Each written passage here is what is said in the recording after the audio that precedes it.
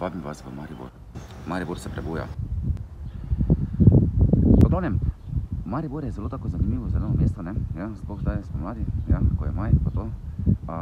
Zgubili smo čas za šparglji, ampak v vsakem primeru, če obiščete Maribor, obiščete svet.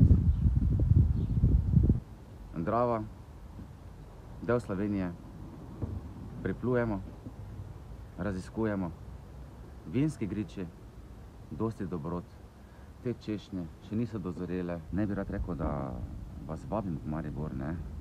Obligatorično morate priti v Maribor, tudi malo pogledati, ne.